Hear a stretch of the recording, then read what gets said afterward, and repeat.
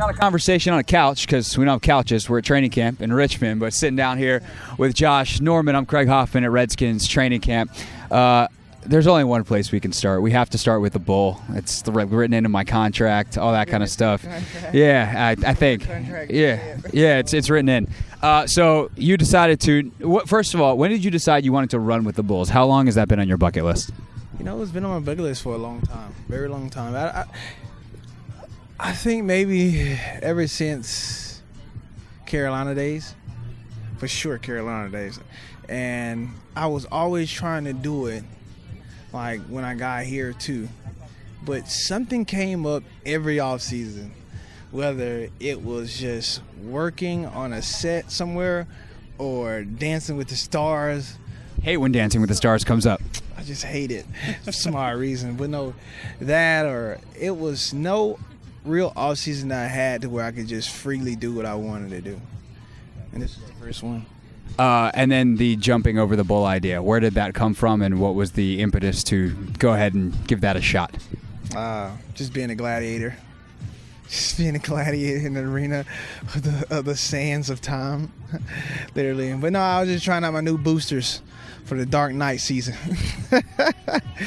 Like, are you thinking about like, I've got this contract, I got this career, all this kind of stuff like that? Because that's what everyone who is not you is thinking. Like, how could you possibly risk all this stuff? But I know you better than that. What are you thinking about as you're trying to decide whether or not you want to go jump over a giant bull? Well, yeah, that's for those people that put me in a box, and I like continuously cutting their box up, into something else. Like, oh my gosh, this guy.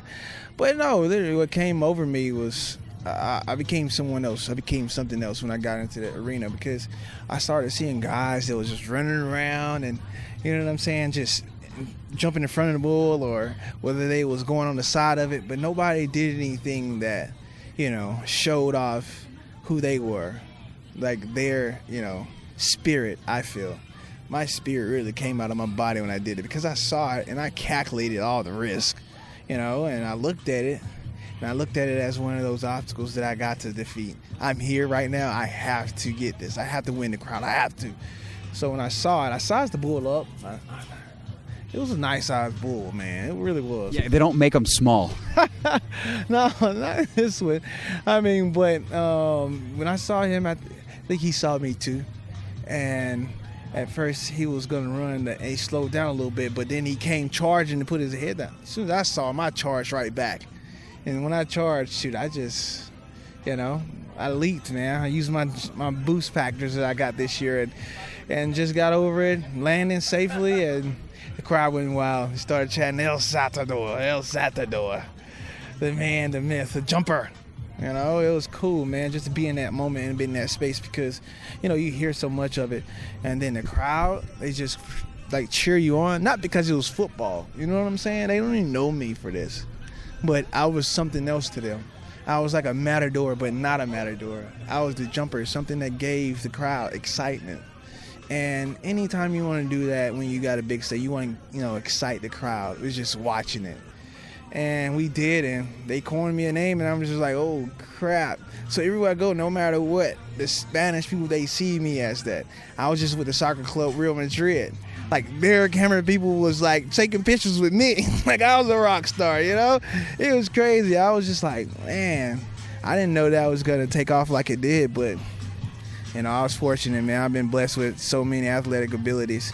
And this is just, show that world-class, athleticism that I have in me, which a lot of people doubt. Yeah. So I didn't think there would be a real cross with football, but you said something in that answer that I think is interesting because you always talk about in games, like you go to a different place. Was it the same place, being in that arena, being in a football arena, is it the same place that Dark Knight, did you go there basically? Man, nah, he stayed, his suit stayed in the States.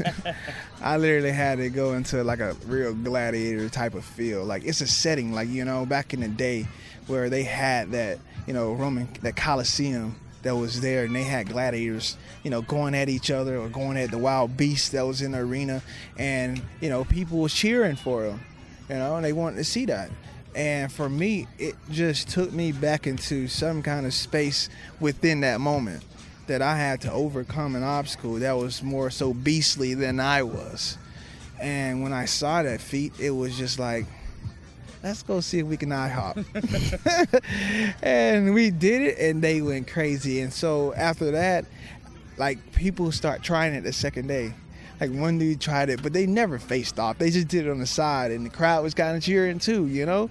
And I started getting videos when I left, like, of inspirationals, of clips of people doing it. So it was just like, you know, it's something more to take from just, you know, being in the arena, just running across the bull. Like, do something that, you know, gives the crowd something to cheer for.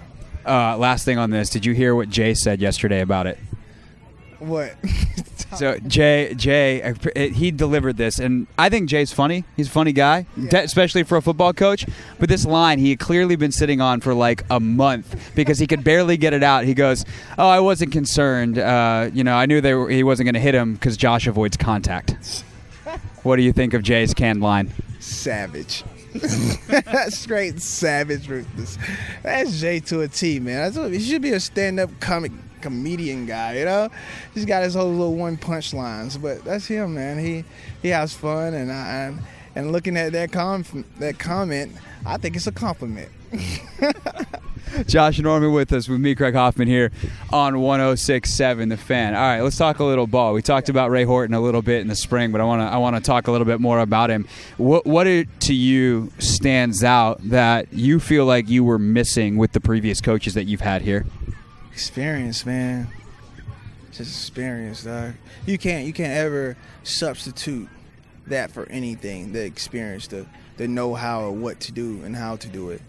And then when you fail as a player, you ask a coach who actually been in that position before to be like, what can I do to understand this better? And he tells it to you, and it's fixed. You know, you can't ask for nothing better than that, because they've seen it all, they've been around it, and they know what it looks like because they played it as well.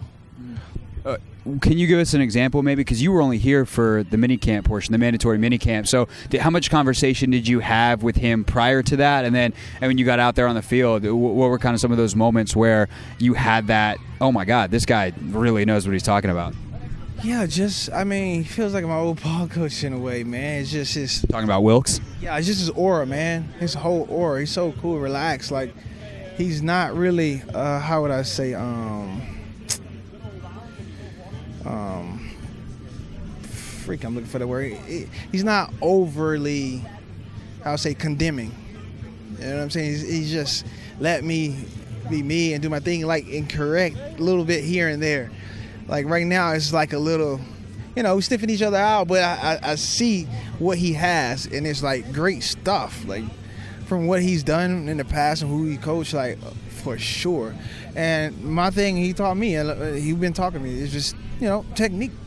That's the only thing that's going to separate, you know, me from another, you know, opponent. It's just technique. Everything has to be solid, and everything, you know, it will be. And I always repped it and I always coached myself on that. But now I got another guy who's really, like, harking on me hard about it. And I love it, man, because I want to be the best I can be for my teammates. What's it going to take to get there? You and I have talked about this a lot over the past couple of years, whether it's on mic or just you and I sitting in your locker going, all right, you're still really good at this, but the production hasn't been where you've wanted it. Not anybody else's level, at your level, to get the turnovers, to have the impact on the game that you want to have. What's missing that can make this year get back to where you want to be?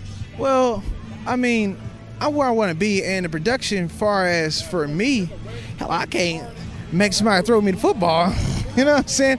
I can't make somebody do, you know, wonders or create magic in a lightning bottle. Like, I can't do that. I can only do what's, you know, is given to me or what's presented to me. Because at some places, man, I be want to do more, but I only get like a couple balls. And when you look at that, all the scope of everything, I may not do anything for a couple of games, but that doesn't mean I'm not doing something. You know? And for me, it's just when my opportunity presents itself, just capture those moments. You know, a couple of times I had my hands on the ball, like New York Giants, I had my hand on the ball. Just capture those moments. It seems like the easy ones are the ones that I always seem to drop for some reason. But the hard ones, I just make those catches. It's just, It's an innate thing, but just capitalizing on the ones that, are given to you. Those cherry pickers. You can never miss anything if you're making those layups. You know what I'm saying? So for me, just, continue to make layups when they are presenting themselves and be a force on the run game. Literally, just be a force on the run game. And everything else will take care of itself, because I feel like I got great defensive linemen. Now we got some safeties, and, we got some backers that'll fly around and play with us a little bit. So if I could get all that on one page, they'll come. I don't force it. When you force things, that's when you run into issues. Yeah, you hear that, Jay? He wants to be a force in the run game. He wants contact. Josh Norman with us here on The Fan. I know in Carolina that D-line was something that helped you get some of those interceptions. Quarterbacks have to make quick decisions. You can react. How do you feel about this group, having been around a championship caliber front seven before, especially you think of Sweat coming in now, Ryan Anderson coming into his own, and then obviously the three young guys up front on the D-line? Well, I feel like we're youthful.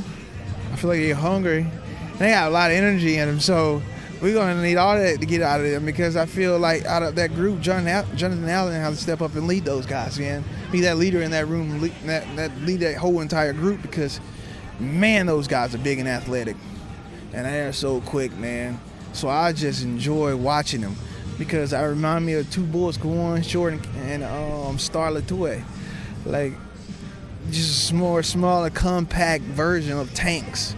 I just love watching them play, because I know that they're going to give me opportunity and chances to break on the football, because it's got to come out hot. And that's where we live. That's where we play our game. So we can get that going. And Montez Sweat on the outside, he's so big and long, man. I'm going to love playing with this group. Did you play in Carolina with Pep? No, man, we just missed each other, bro. We always seem to miss each other. But how does Tez, though? You know him. How does Tez compare with Pep, who's maybe the all-time freak of freaks in NFL history athletically? He's up there, like far as like size-wise and length. Yeah, man. I gotta see more of him, man. Yeah, like I really like to make that, make that comparison, because this guy Pep, bro. You gotta understand, man. He's a mammoth of a man. You know where I grew up and what games I was going to. I've seen many Julius Peppers performances. Oh, yeah, but the thing is, though, he was Montez Sweat when he was a rookie, though. Kinda. He was like him when he was a rookie. So Montez, he's gonna get bigger. You know what I'm saying? Like wider, like Pep wide now. If you see him, as the years went on, he got wider. So the height is all there, man. It's just his length. I'm very interested to seeing what he's going to do, because he has the ceiling to do it. It's just if you want to put in the work to be it. Let's wrap up with some of the charity stuff you did this offseason. You talked a lot about what you've done at the border, what you did in Flint, but home has also gotten a lot of your attention. And I saw the other day you had a blueprint for a new project, right? Why do you keep going back, and what kind of impact have you been making in your hometown? Well, pretty much because it's needed. It's needed. It was once a dream, now it became a reality. And just so people know, tell them what you're doing, what the new plan is. So the new plan, the plan is not new, but the plan is, because it's already happening, you know what I'm saying, is I'm building a Stars 2014 Center that's teamed up with the Boys and Girls Club of America, who actually be running them, the day-to-day operations for us, because the fact is we need that outlet for kids to express themselves. Because right now, they get caught up into gang-related activities and violence on the streets that, hold them back from being great, hold them back from being successful in whatever field they're in. So this is a safe haven that they can go to, and they can be safe. They can do their homework, their schoolwork, and give them meals as well they can go back home with.